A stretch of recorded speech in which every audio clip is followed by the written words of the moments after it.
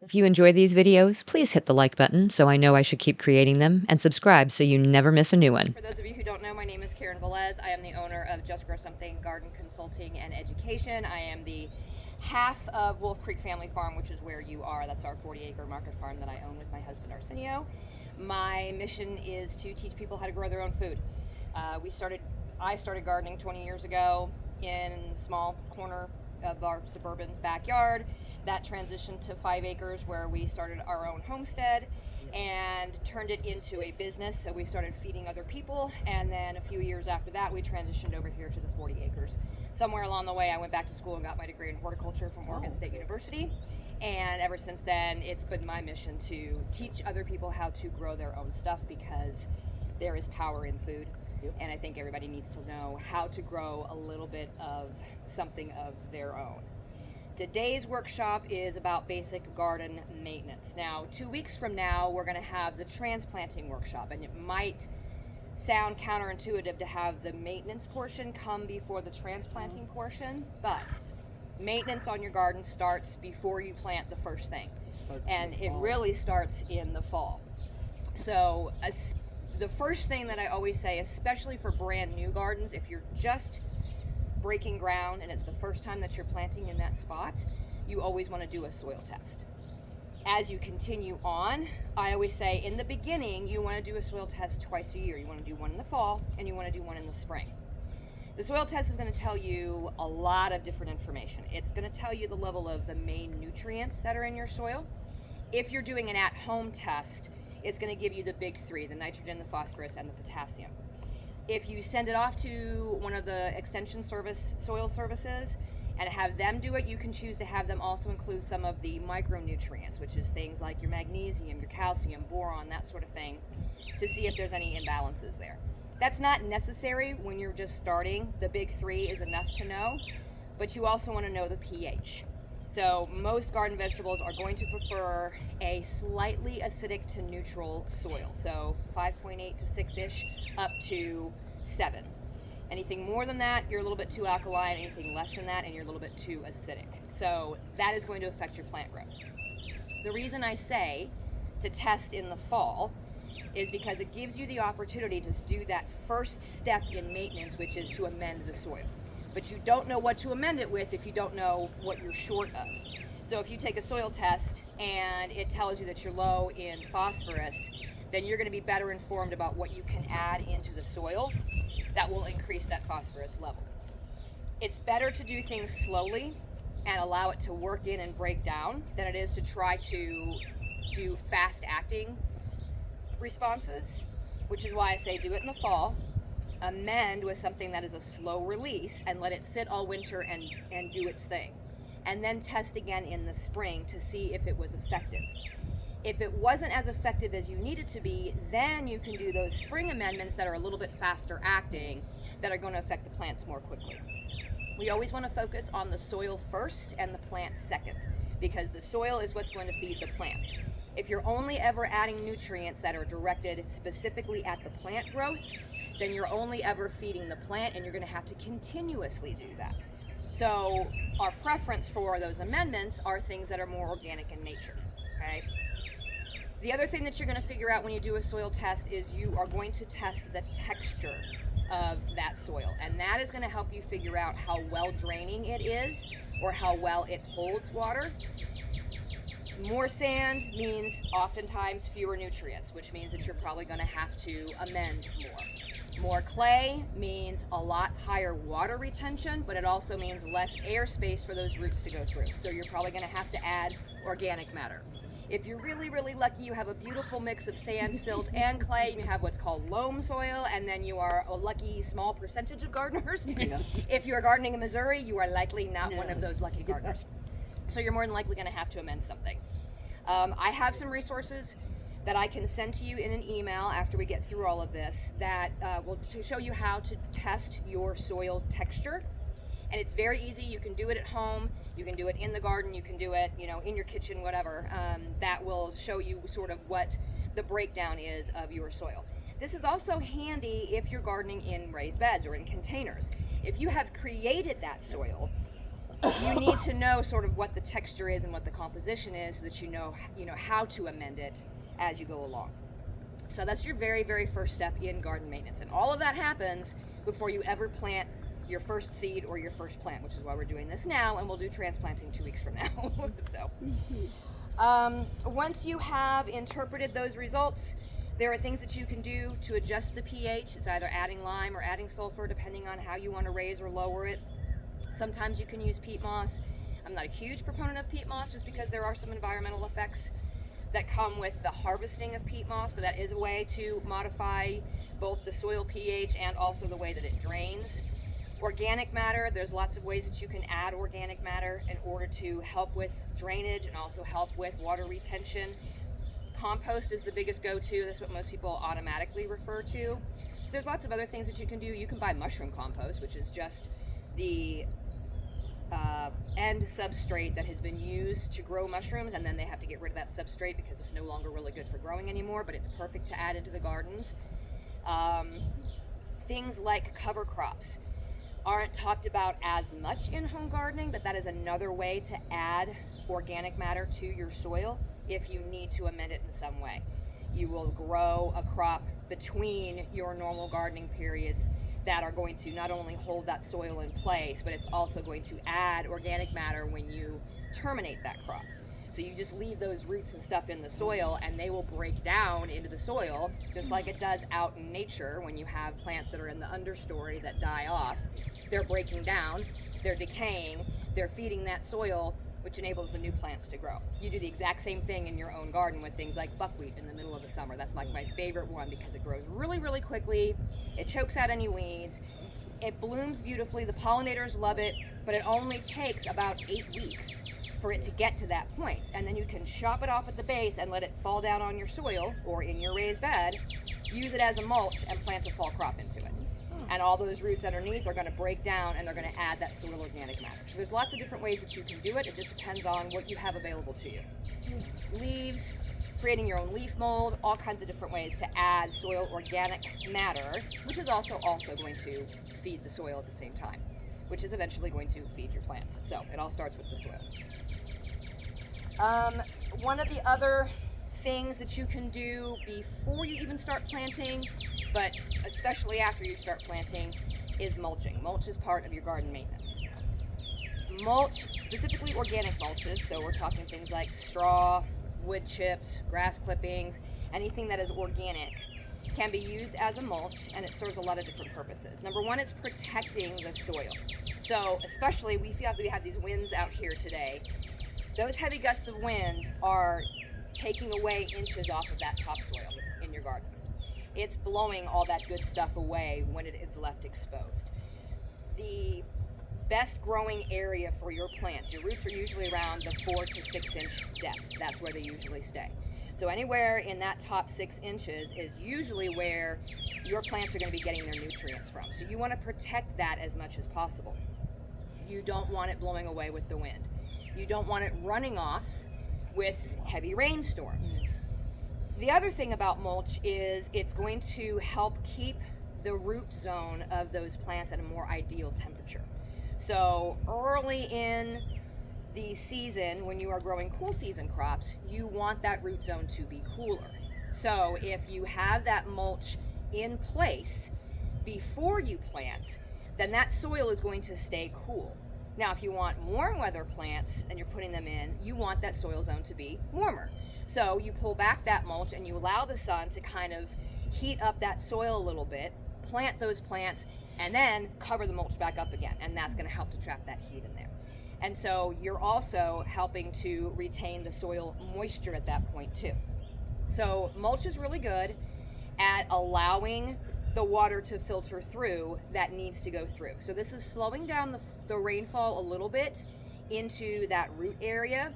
It's making it to where it's not rushing all at once, which usually results in it just kind of running away and it doesn't soak in and the plants don't get the benefit of it. But if you have a good layer of mulch on top of there, it slows that process down to where it's more able to soak into the soil and it's not just running off. Then it's preventing that soil from, or that water from evaporating out of the soil as quickly. So, I mean, if you look at these plants like this, I mean, these were rained on last night, and they were nice and sopping wet this morning. But this whole top layer already, just from the sun and the wind, is already very, very dry. Multiply that over the space of a garden that doesn't have any mulch on it. This is drying out very, very quickly. So if you're relying on watering, if you're having to irrigate and you're having to water much more frequently than you should if you didn't have mulch. So if you have mulch on there, it's going to help protect that for sure. The other thing too is it's going to help to prevent weeds. So the thicker the layer of mulch, the less likely you are to have those weeds pop up in between your plants. We want to keep the weeds out because they're going to steal the water and the nutrients from the plants that you actually want in the garden. And this includes volunteer plants, which we will talk about here in a little bit. But the more mulch that you have down, the better. So I always recommend a minimum of 2 inches of mulch. You can go as deep as 4 if you like to. There are sort of deep mulching systems where you actually are putting a lot more than that on there, but that is also serving as the way that you're sort of feeding your soil at the same time, because all that's going to break down underneath. So that's a whole different story. I mean, you could do 6 to 8 inches if you wanted to and sort of just plant into it, and you wouldn't even have to worry about adding compost every year, but that's a whole different story. There are inorganic mulches, things like weed barrier, whether they're fabric types or they're like the plastic type landscape fabric. If you're going to use those, they are very effective, especially the kind of woven poly ones. They are very effective, but you want to remove those at the end of the season. You don't want to leave them permanently in place. I see this problem probably more so with landscapes, where people will put it down before they start planting flowers in their flower beds, and they'll leave it in place and just kind of replace those plants every few years. The problem is it may be plastic, but it's still going to start to break down at some point. It's going to weaken, which also means weeds are going to start popping up through. And if you have soil on top of that, the weeds can land on top and they can eventually root down into them, and then the whole thing is an absolute mess and you have to pull it up anyway. So if you're going to use it as like an annual cover. Lay it down, poke your holes in it to plant your plants, and then at the end of the season, make sure you are pulling it back up again and you're rolling it up and putting it away. That's preventing it from breaking down, which means it's lasting a lot longer for you, both money-wise and environmentally. And you're not giving it the opportunity to become sort of a nuisance. Plus, you need to be able to let that soil breathe a little bit. If you constantly have plastic laid down over top of that soil, it can't breathe, and it needs air just the same way that we do. All the microbes in there need that oxygen in order to be able to do their job. So we don't want to leave plastics in place all the time. Even if you do use black plastic or a landscape fabric of some sort, I still recommend putting some sort of another organic mulch on top, because that, unless you're trying to grow something that really, really likes the heat, like hot peppers, then it's fine. But if you're doing something like lettuces or any type of leafy green or anything that appreciates cool weather, that black plastic is going to suck in that heat, and it's going to heat that soil up a lot underneath there. It's also going to reflect back up on those plants. So I still would throw some straw or something on top of it just to sort of break that up a little bit. So that's something to keep in mind if you want to use an inorganic mulch. They're very convenient and they are effective. They just aren't doing anything for your soil. So if we go back to that idea of let's feed the soil, we're better off using organic amendments or organic mulches instead. I also have used just our fallen leaves at the end of the season. So gather up all those leaves and throw them into the garden beds, and just a couple of inches of them, and just leave them there. That protects the soil all winter long, but it's also feeding the soil at the same time as it's breaking down. And then in the spring, you can just come in and kind of separate them and then put your plants in and cover it back up again, and you're just fine. Occasionally you might have to worry about some insect pests that are prone to like enjoying those leaves. You know, roly-polies like the organic matter, slugs kind of like it sometimes, but if you're like zhuzhing it up and turning it frequently, then it usually doesn't become a problem. So after you have started planting your plants, if you're growing from seed, it is important to go back through and thin your plants to the appropriate spacing. Yes, this breaks every gardener's heart to have all of these plants out there. Yeah, everybody's shaking their heads. Yes, it's like, I don't want to do it. But it's necessary for the health of the plants. You know, so towards the end here, I'll take you guys on a walkabout. We'll look in the greenhouse and we'll go in the front gardens and I'll show you guys some of the things that we're talking about. But I've left some things to show you what happens when you don't thin. If you're planting things directly from seed, carrots, beets, even, you know, lettuces or anything else that you might be doing from seed, it's difficult unless you are, you know, one by one by one trying to plant those seeds at their appropriate spacing to get them to where they're at the appropriate space. So you're going to have to come back through and you're going to have to thin those out. I always recommend, rather than pulling, to actually snip. So you can either pinch them off or get your pair, you know, a little pair of scissors or a pair of snips or something and go through and just snip off the ones in between. If it's something that's got an edible top, like beets, bring them, throw them in your salads. You know, use them as microgreens. Even carrot tops, you can still do. I mean, carrot tops make great pesto. But go through and snip it off, and that way you're not disturbing the root system of the plant next to it. Otherwise, they have to sort of get over that shock of being moved and resettle themselves back in again before they can start to grow. So the less you disturb them, the better. But thinning is actually a pretty important maintenance part of getting the garden started. And, you know, you're only going to have to do it once, maybe twice. If you want an alternate to that, going through and snipping early on, how would I term it? I guess it's a progression of thinning. So as they start to get too crowded, start to pull them out and use them like you would the ones that you're leaving in the ground. So if it's beets, you get little baby beets, okay, fine. Pull those like you're harvesting them.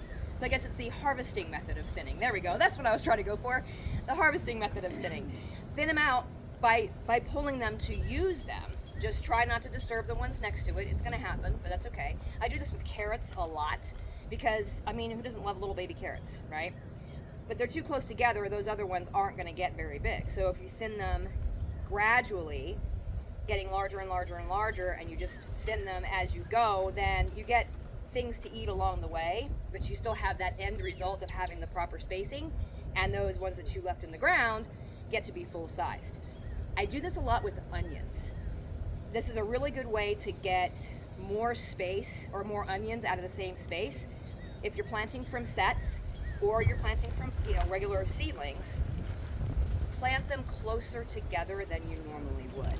So if your final spacing for a full-size bulb onion is, say, 6 inches apart, you can plant them all about 2 inches apart. And those first few that you thin out, those are green onions. And now you have more space. Now they're 4 inches apart. And then those next ones that you thin out, well, those are spring onions. You've got the green tops. You've also got a little bit of a bulb on the bottom, but it's not a full-sized storage onion. Once you thin those out, well, now you have your final spacing of 6 inches apart, and you leave those to go the full season until they're finally harvested in the end as a full-sized onion. So you've gotten sort of 3 different crops out of the same space just by modifying your spacing a little bit. So that's another way that you can thin things out, is just by harvesting them further, you know, progressively as they get bigger and bigger, to leave those final spacings towards the end there. Pruning and trellising. Pruning is important, but based on what it is that you're growing. If you have something like tomatoes, that's usually the one that everybody sort of freaks out about, is the pruning of tomatoes. And you have to decide whether or not it's worth it to you to take the time to do the pruning of the tomatoes, okay? Here's my theory. Depending on the number of plants that you are growing, it may be worth your time to go out and make sure that you're pruning all of those suckers off, and you're, you know, only leaving it with so many, you know, growth points so that you get much larger fruit. If you are growing a ton of tomato plants and it's going to take you all day, twice a week, to keep those things pruned back, it may not be worth it to you as far as the effort is concerned. Because here's what's going to happen. It's not going to produce less because you don't prune it. It's just going to produce smaller fruits. So if you don't care that your tomatoes aren't the size of your hand, if you don't mind having more, just smaller tomatoes, then that's okay. You don't have to worry about pruning. There have been times we've had 750 tomato plants out here. Do you think I'm going out there every single week and pruning those things? Absolutely not. because I got all kinds of other things that I'm growing at the same time. I don't have time to mess with that. So I just plan my spacing out at the beginning of the season, knowing full well that the only pruning that's going to happen is going to be from the ground up about 12 inches. That helps improve the airflow. Specifically here in Missouri, we get all kinds of early fungal diseases in our tomatoes, and that helps with that airflow. That helps prevent that disease. After that, unless they have gotten completely out of control and I can't actually get in there to pick the tomatoes, I am not worried about it. Are my beefsteak tomatoes a little bit smaller than they probably should be? Yes. Do I care? No. Because it's not worth it to me to go and spend that amount of time pruning all those and trellising up and everything else to just get a bigger tomato. I just get more smaller tomatoes, and that's fine. That's entirely up to you. But as a maintenance task, if you make that decision that you are going to prune and trellis, then you got to keep up on it. So your spacing when you first plant them is going to be key. You know, you decide, okay, I am going to prune these and I am going to trellis them in a certain way. Then you can actually space them more closely together, and this is another way that you get more plants in the same garden space. You can put them closer together. If you are not going to prune, then you space them further apart because they do need that airflow, and they're going to be a little bit more demanding on the soil because they have a lot more growing points that they have to feed. So you want them to have that volume of soil that they can pull those nutrients from. So they're going to need a little bit further space so they're not competing with each other. When pruning tomatoes, the main thing to remember is find a point on your plant that is the first point where they're fruiting, and choose that as your sort of focal point. And then you're going to prune everything else down from underneath it. All those new little growths that are coming up, that's what you prune off, because what you're trying to do is get that plant to focus its energy towards this fruit cluster right here. You don't want a bunch of other little suckers coming up underneath there that are going to take that energy away from that cluster. Then you're probably going to have another one up over here, and then maybe another one over here. So everything that's in between that's trying to come up at that growth point. So you're going to have your main stalk right here, and then this is the branch right here that has your first set of fruit on it. Anything that comes up in this little V right here, you want to snip off. That's where you're pruning. So the lower 12 inches for airflow, but then every other little sucker that comes up in these little growth points is what you're going to prune off and allow the rest of the fruit to continue on up the vine. Do you drop those into the top of the soil? The clippings? Absolutely. I am a total chop and drop person. So I think unless it's diseased, I'll put that caveat on there. But as long as it is healthy growth, I will absolutely just let it drop onto the soil or on top of my mulch. It's just more organic matter as far as I'm concerned. So absolutely. If you're trying to keep it looking a certain way and you don't like to see that, that's fine. Go ahead and toss it into your compost pile. But as long as it's not diseased, then I'm absolutely letting it go ahead and drop. So if it's diseased, I will usually try to remove it from the garden area, and I will go and put it in the compost pile after letting it sit and dry out somewhere, so that it sort of like cooks that off. We don't want to allow that to sort of spread back into the gardens again, because it's usually fungal if it's a foliar. Yeah. The other thing you can do is if they're big enough, put them in some water and root them and have more plants. Absolutely, and that's a great way to do succession planting. If you have trimmings that you're cutting off of your tomatoes, if they're long enough, you can go ahead and put them into a glass of water and allow them to pull roots, and now you have a whole new plant. Especially if you do determinate. Yes, determinate tomatoes that are only going to produce for a few weeks out of the season. Well, then you can do a whole second planting or even third planting, depending on how early in the season you've gotten going, and you can continue to get more plants out of that. Yeah, that's really good point. So when it comes to trellising, this applies to not just tomatoes, but also cucumbers and beans, sweet peas, those types of things. It's always a good idea in terms of maintenance to make sure that you have your trellises in place at the beginning of the season. It gives you the opportunity before the garden really gets going and things really start getting busy to make sure that they are intact, that they're still well maintained, they're not falling apart, and you may have to replace them at that point or do some repairs just to make sure that they are sturdy enough to be able to hold whatever it is that you're planning on trellising. There are lots of different trellises that you can use. You can use almost anything as a trellis. Cattle panel is really popular, or hog panel, depending on what you can get a hold of. Tomato cages are fine if you're going to be doing sort of a lot of thinning and pruning. If you're not, they will have a tendency to completely take over. So I tend to find something that I can tie them to, like a cattle panel, and just kind of let them grow up against that and tie them to it as it goes up, so it gives it some structure. Because eventually it's going to, since I don't prune, it's going to go up and flop over the other side and come back down. But at least it's got to go to a direction to go. If I put them in cages, then they're eventually coming out of that cage, and it's like this octopus, type thing that's coming out all over the place, and then you can't get in to do what you need to do because the cage is in the way. And so I just prefer an open look. You can also just do a stake, put a stake there and tie it to the stake, so long as you're in there doing it fairly frequently, because indeterminate tomatoes are a vine. Their natural tendency is going to be to flop on the ground and crawl across the ground. If you have the room to do that, you can. The only problem with that is, unless you have a nice good layer of mulch there, your fruit is going to be in contact with the soil, and that causes rotting points. It's also easier for things like bunnies to come along, or squirrels, and decide to munch on your fruit if they're right there at ground level. It's just much easier for them to gain access to it. But there's been times when I've had cherry tomatoes and I just haven't gotten around to trellising, and they have just kind of gone over their sides, and I will just have this mass of cherry tomatoes growing in a cluster, in a group, but they're kind of a pain to harvest at that point. So that's a lot of bending over and picking. So definitely recommend a trellis of some sort, even if it's just a stake in the ground that you're tying it up to. I will be doing square bale gardens towards the back side of the greenhouse this year, and that back fence will be used as part of their trellis system. So, the square bale will be in the front, the tomato plants will be in the square bale, and they will just be growing up against that back fence, and I will tie them to the back fence and just let them do their thing that way. So, cucumbers, squashes, those types of things, a lot of the time you don't have to worry about doing any kind of tying up. They naturally have tendrils that are going to grab on and continue to move up the trellis.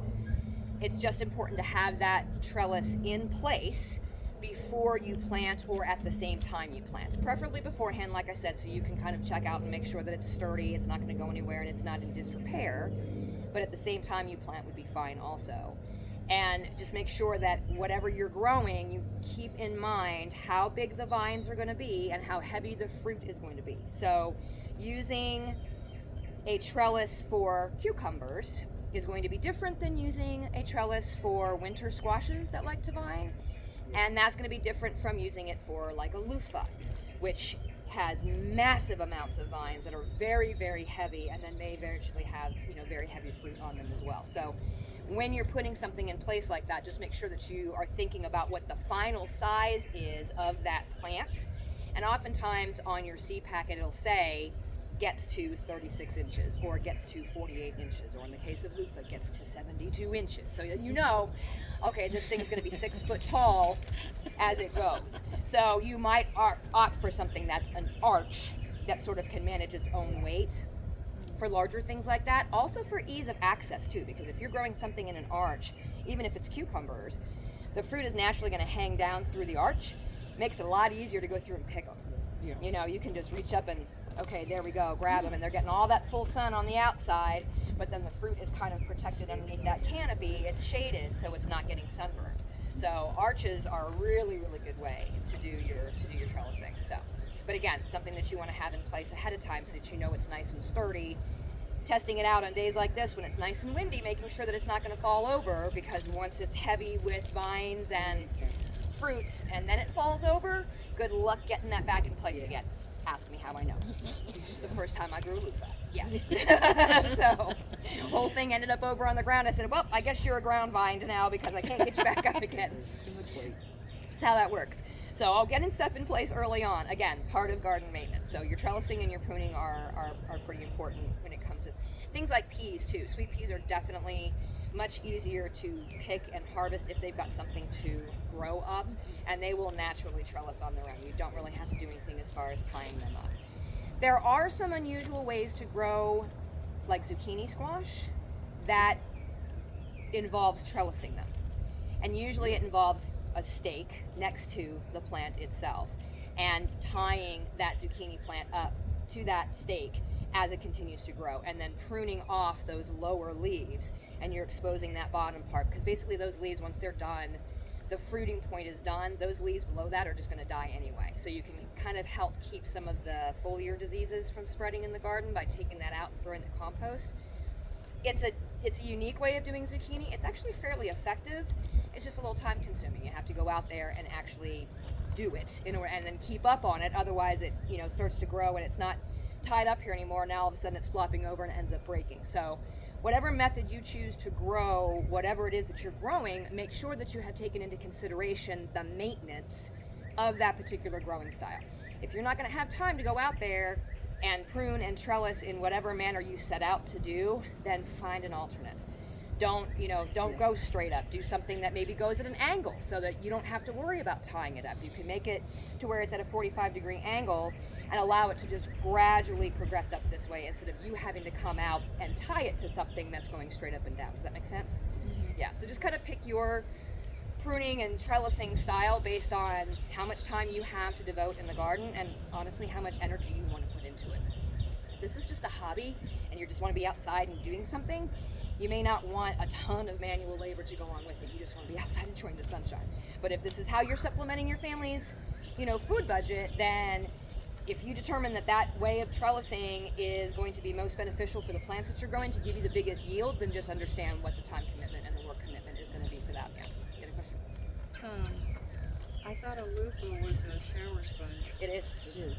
What? It's a gourd. Oh. It's a gourd. It's All like holes and dried stuff? out. Uh-huh. Yeah. Oh, okay. So it grows. They'll get about this long or so and about that fat around if you give them long enough to grow. And they're usually green on the outside. They look like almost like a kind of oblong zucchini sort of. It's a gourd. And so you leave it on the vine and let it start to dry, and then you take the entire outside off and you shake out all the seeds and you've got a sponge. Okay. Yep, we grew them for the first time a couple of years ago, recognized that this climate you need to get them started early or they won't get to maturity in time because they like a long, hot growing season. So the second year got them started earlier, got them in on time, and still only got a handful of them to finally make it to maturity, but that was enough to keep us in sponges for the next 2 years. So I'm growing them again this year just because I'm starting to run out of sponges. But I mean, they're great. They work fabulously well. So yeah, I know. Who knew? The next maintenance task would be insect control. And this again is something to remain vigilant about. The first thing is just kind of my first step when it comes to insect control is at the time of planting, and it's prevention. So if there's anything that you can do at the time that you put those plants into the ground or you start those seeds to prevent the insect pests that you know are going to be hitting them, that's a good time to start, because exclusion is the best way to keep these pests at bay. My favorite way for not only insects but also for wildlife, so deer, groundhogs, squirrels, whatever else decides, is this insect netting. And this, I've got this out right now because I put it over these plants at night, not so much for the insects but more to keep any of the raccoon critters from coming and messing with them. But it's just a fine mesh and it goes right over top of the plants when I plant them. If you're gardening for aesthetics, this is not going to be your friend because all of your beds are going to be covered in this sort of white film. But if you are, gardening to be able to get something out of it, then I highly recommend using something like this.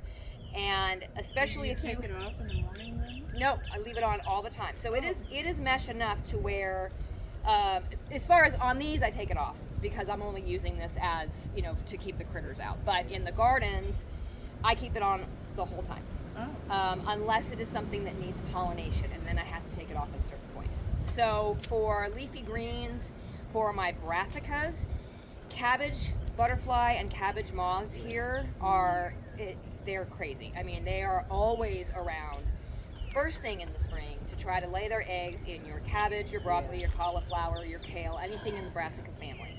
This excludes those moths and butterflies from being able to get in and lay those eggs, which means you don't get the caterpillars. So first things first, I'm always covering things immediately if I can manage it. For things that are that require pollination. Obviously, when they start flowering, you're going to have to pull that off, unless you decide to hand pollinate. I mean, that's an option if you really want to do that. Which you can do that with, everybody said no. But with zucchinis, cucumbers, yellow squashes, all your winter squashes, you actually can hand pollinate if you want to. You can build a cage with the insect netting around it to keep out the squash bugs and the vine borers and the cucumber beetles and all the other stuff that wants to eat our plants, but that will require you going in and hand pollinating. So I will keep it on those plants until they start to flower, and I know I need the pollinators to come in, and then I have no choice but to remove it. So your second line of defense at that point is going to be just be constantly vigilant about looking for the signs of those insects that are coming in to prey on your plants. A lot of the time, like if we're talking squash bugs, it's flipping the leaves up to check for the eggs and removing the eggs by hand. It's lifting up to see, okay, whether or not there are the adults, because squash bugs overwinter as adults. So that's the first thing that you're going to see in the spring is going to be the adults trying to lay their eggs. Manual removal of them. Tomato hornworms, walking through and seeing all of a sudden, oh my gosh, half the leaves on my tomato plant are gone overnight practically. What happened? I guarantee you have tomato hornworms. Fun fact, you take black light out there at night, they glow in the dark, and you can pick them off by hand really easily. Very cool. It's a fun activity for kids too. Here, kids, Go find the hornworms. Give them a black light and let them go to town. Yes. So familiarize yourself with the pests that you think you're going to have to deal with, in your area. What is the pest normally? Well, with zucchinis and stuff here, it's squash bugs, it's vine borers. We've got cucumber beetles. We have the cabbage worms and the cabbage butterflies. In other areas, they got things like pickle worm and melon worm and all these things that we don't have to deal with here. So it's just a matter of knowing what plagues your area. University websites are really good for figuring that stuff out, like University of Missouri or MU. Their extension service has got all kinds of really good integrated pest management sections on their website that you can look up. It'll tell you what we normally deal with here. Almost every university extension has that for different areas. It's just a matter of familiarizing yourself with what you should expect and what the signs and symptoms are of that thing so that you can take next steps. If you turn the leaf over and it's got the eggs, do you take the whole leaf off? Or do You can, but actually a really handy trick is just to take a duct tape and wrap it sticky side out around your hand. You can go through and literally just roll it across those eggs and pull them right off. Okay. I mean, if you've got a ton of them on there, then yeah, you can just remove the leaf. But if you do that too often, then it's going to affect the growth of the plant. So. Okay. But yeah, the duct tape, just roll it off, and just you can carry a little cup with like some soapy water in it too. So if you catch the bugs, throw them in there. If you got the eggs, sprinkle them off in there and just remove them that way. Yeah. That still sort of comes into the terms of like prevention. You want to keep up on, keep it. But there's things that you can't hand remove. I mean, you can't catch cucumber beetles. You can't, there's things that you can't do. So every pest is going to have its own method of removal. If you need to use sort of organic methods of pest removal or deterrent, there are a bunch of different things that you can do ahead of time to prevent them from coming in, and then there's things that you use afterwards once you've seen that they're there.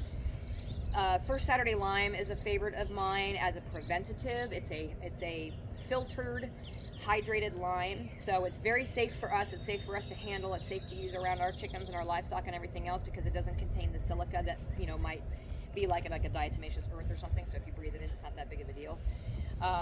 But it's really good for helping to prevent pests from landing. Like the cucumber beetles don't like the feel of it. So when the cucumbers are really young, I can put it out there, and they'll land and they just kind of jump right off. Eventually, it gets to be too much to constantly have to sprinkle that out there because the plants get huge and they're out of control, and the cucumber beetles are going to come and do their thing anyway. So, but diatomaceous earth is another one. If you have cutworms or things that are coming in and taking out your plants at the base of the plant, diatomaceous earth around the base of each of the plants is really good. You just have to know that after it rains, it needs to be reapplied. Anytime it's just the insects disturb it, it needs to be reapplied because it is water soluble and it needs to be sort of intact in that ring in order to be effective. But it's another really good way to sort of prevent. Are you talking about salmon? No, it's diatomaceous earth. It is basically the ground up skeletons of these little aquatic insects called diatoms, and so it's diatomaceous diatoms, and their exoskeletons are actually made up of silica. And so on a microscopic level, this dust has kind of sharp edges to it. Okay. So anything like a squash bug or something that has like a hard exoskeleton, as they touch it, it cuts that exoskeleton, and so it causes them to start to dry out and dehydrate. So it kills them off in that manner. When we're talking about cutworms, it's a little bit of a different story. It's sort of, they don't like the texture of it. It's not going to have the same effect on them because they're soft-bodied. But here's a trick if you do have cutworms, and you'll know if you have cutworms. You go and plant a bunch of seedlings out there, and all of a sudden you come out the next day and they look like they've been chopped off at the soil, and they're just on their sides, and it's almost a straight cut. That's cutworms. Wow. And they come up as pupae in the soil, and they come out at night and they eat their way through the base of the plant, and then they burrow back down into the soil again. But if you put the diatomaceous earth around it, it will slow them down. But they also love cornmeal, so, and they can't digest it. So put the diatomaceous earth around your plants, and then put little piles of cornmeal around the outside of that, and you will see they'll go for the cornmeal because they like that better than the plant actually, and it slows them down so much. You come out in the morning and you'll just see them still sluggishly trying to move through the garden because they can't digest it, so they're just kind of there. You just plop them up, pick them up, and toss them into a thing, feed them to your chickens, or put them in soapy water if you don't have chickens, and get rid of them that way. So yeah, cutworms are very disappointing because you go out there and you plant all these plants and they all look so healthy. You come up the next morning and they're all just on their sides and you don't know what it was. If it's at an angle, if the cut is at an angle, it's more than likely rabbits. But if it's almost straight across, then it's usually cutworms. Plant's gone. If the plant, if the plant's gone, it's. Are they more so in like the soil, so like in the ground, and not the raised beds, or can they do both? Well, because they are laid by, the eggs are laid by a moth. Oh, yeah, it's any soil at all. Okay. Obviously, more prevalent in open soil, but they absolutely could be in raised beds too. Yeah. So, an exclusion too. If you know that you've had cutworms in the past, when you plant your plants, you can also plant them with collars around the base. So you can use empty toilet paper rolls or paper towel rolls, and just cut them to where they're just a few inches up. And set them just slightly in the soil so that you get a couple inches above and an inch below, and that prevents them from being able to get to it. They'll have to climb up and over and can do their thing, but they're less likely to get to it. They just bounce and go someplace else. So some sort of a physical. They don't want to have to work. Physical prevention. They're like, it's too much. I'm not gonna climb that mountain just to get to that. I'm gonna go someplace else, kind of a thing. So they're lazy worms. I don't know. But if you do need to resort to sprays and things, you can use insecticidal soaps. You can use neem oil. There are things. Wow, my English this morning is fantastic. There are things that you get off the shelf that are organically based, that are not synthetic based, that are a little bit safer for us and safer for the soil, but not necessarily for the beneficials. So that's sort of our biggest concern when we're spraying anything in the garden for insects, is how is it going to affect the good bugs, the ones that we want to keep around. Because ultimately the ideal would be for us to plant things that bring in the beneficial insects that take care of the ones that we don't want. So if we can plant flowers and other things like dill and herbs that bring in the good bugs to prey on the bad bugs, then we don't have to worry about spraying anything. But until we get to that point, sometimes you just have to do something to keep them from taking out your plants at all. I always, say physical, even if you're spraying it down with a hose, that knocks aphids off, that knocks caterpillars off. But if you have to spray something, look for things that are organically based. Spinosad is one of them. BT, Bacillus thuringiensis, it's a compound that's naturally found in the ground. They've turned it into a spray. Just be aware that when you're using those things, you are going to, if they're not selective. So you might be killing the bad bugs, but you might also be taking out butterflies and bees and everything else at the same time, which is why we don't use 7-dust either. So. Well, we used to use Dawn soapy water on our apple trees. Now, here's a note about that. I love that, with the exception of the fact that they were recommending Dawn dish soap. Dawn is not, or any other dish soap, is not actually soap. It's detergent. And the idea behind a detergent is that it's going to break down oils. Your plants need the oils that are on the surface of their leaves to help protect them and allow them to be able to take in the nutrients and the sun and the moisture that they need. If we're breaking down those oils, it's breaking down that protection and leaving them more open to fungal diseases. So if we're making those insecticidal soaps, I recommend using Castile soap, so like a Dr. Bronner's. It is a pure soap. It's liquid. It's very easy to find. Use that in your homemade sprays rather than using Dawn dish soap or any other type of dish soap, because you're actually doing some damage to the leaf surface and the cuticles of the plant that you're trying to protect by doing that. But yes, absolutely. Any reason to use them on my raised garden? You can. I mean, that when I'm saying insecticidal soap, that's what I'm referring to, is making something out of, like some Castile soap and maybe some like rosemary essential oil or a strong scented essential oil helps to keep bugs away. Sometimes it also helps with deer and rabbits and stuff too. Things that smell really strong are really good deterrents for things in the garden. So mints are great for keeping around to keep pests away. Marigolds, keep them on the outside of the garden. The outer edges of the garden, don't plant them in the garden. They attract pests. They deter some, they attract others. So I always say keep them all on the outer edges of your garden, so it's doing double duty on the outside and you're not drawing in things that you don't want in. Basil, strong smelling herbs. You can make concoctions with that Castile soap, with stuff like that to help kind of keep the bugs at bay. But yeah, absolutely. It's a great way to do it without having to resort to using any kind of a synthetic pesticide, for sure. Pyrethrins are another one that are organic. Again, they're made from the essential oil of chrysanthemums, or a component that's in chrysanthemums, and so they are organic in their basis. But again, they're not specific. So they're going to kill off whatever they come in contact with. So again, just be aware when you're using them as sort of a maintenance type thing. It's only use as needed, and always make sure that whatever you're using, you follow the instructions on the back.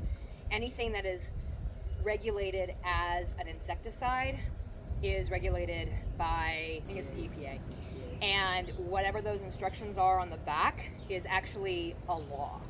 So the letter is the law. Literally, whatever the instructions are is how you are supposed to handle it, and if you handle it or you mishandle it and somebody gets injured or hurt, including yourself, you can actually get in trouble. So just keep that in mind. Watering, weeding, harvesting. Okay, water is one of my big ones.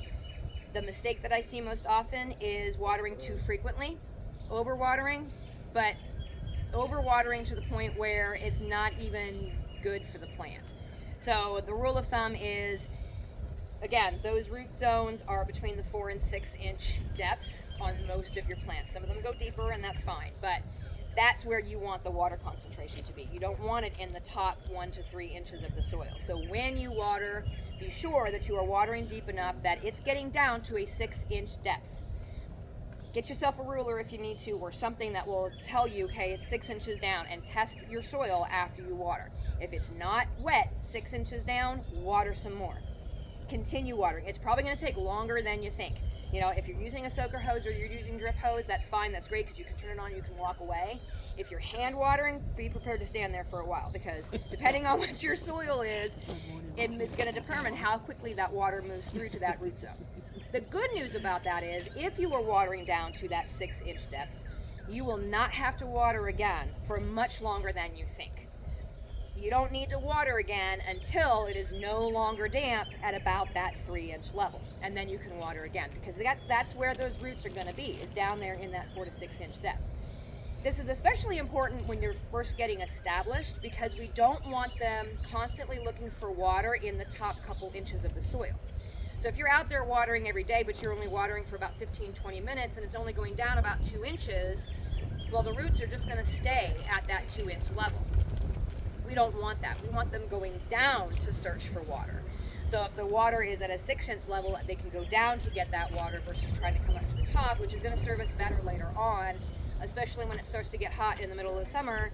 It's July in Missouri. You do not want your tomato plant roots to be at the top of the soil where it's going to get dried out. You want them going down as deep as possible. So more thorough, less frequent waterings is what we're looking for in terms of maintenance. When they're first getting established, yes, that first couple of days or so, yeah, you want to make sure that all of that is saturated. But 6 inches is what we're looking for key, and then don't have to worry about watering again until about the 3-inch level starts to dry out. Mulch is going to help with this. Mulch is your friend. Mulch is your friend, mulch is your friend. In terms of watering and in terms of weeding. So a maintenance task that nobody wants to do unless you're really doing angry weeding, and then that's fine as a stress reliever. But keeping up on the weeding on a weekly basis is going to help your plants in a number of ways. Number one, they're not having to share the water and they're not having to share the nutrients with a plant that you don't want in the ground. A weed is any plant that's there that we don't want there. It doesn't matter if it's something that blew in on the wind, or if it's a perennial that comes up every year, or if it is a volunteer plant. You can choose whether or not those volunteers from last year's garden get to stay or not. I have volunteer tomato plants that came up in the bed that's in the middle of my greenhouse right now. I have beets planted in that bed. I would normally say, you know what, those tomato plants can stay because they're not going to interfere with my beets. Beets are going to get harvested and the tomato plants are going to come up. That's fine. Except the tomatoes that were in there last year were cherry tomatoes. And I'm planting celebrity determinate sized tomatoes this year, which are bigger than that. And those are the ones that I want. So as I am planting my other tomatoes, I'm pulling out the volunteers. But out in the garden somewhere, I might not worry about it. I might go ahead and let that go ahead and come up and do its thing. So you get to decide what plants are going to stay. That goes with the weeds too. There are some weeds that are edible or that have medicinal properties, and we might actually want to keep them in the garden. One really good example of that is purslane. So wild purslane has actually got the highest level of omega-6 fatty acids of any land plant. And so it's actually healthy for us. It has kind of a peppery, succulent-y kind of flavor and kick to it. They're fantastic in salads. And so when they pop up wild in my gardens, I leave them. I'll pull the other weeds from around it, but I will leave that guy there and let him do his thing. It doesn't bother me, it doesn't bother the plants, and I will harvest off of it and let it do its thing. So you get to decide what stays and what goes. If you see a mullein plant coming up and you know that that's good as a tea to help with digestion or whatever, and you want to leave it, then leave it. Just be judicial as far as the spacing among the other plants that you've planted to make sure that they're not interfering with each other. But that's entirely up to you. And then the final thing is your harvest. This is the exciting part. This is the thing we want to do. Yes, we finally got it to harvest. But it's important to keep up on the harvest as part of your maintenance. You don't want things out there getting overripe because that actually can cause a number of things. Number one, it's inviting disease in. It's inviting pests in, the riper something gets. And it also will slow down the production of your plant. So once something gets to the point where it's overripe, that signals the plant that, okay, we're done producing because we've got enough seeds out of this thing. It's time for us to drop those seeds. And that's what happens when the fruit gets overripe. You know, the zucchinis, when they get to be baseball bat sized, that's going to start signaling to the plant it's time for us to stop production because we've done our job, it's over. So the more frequently you harvest and you keep up on the harvest, the better off you are. Good? Perfect. For more information about today's topic and to find all the ways you can get in touch with me or support the show, go to justgrowsomethingpodcast.com. Until next time, my gardening friends, keep learning and keep growing.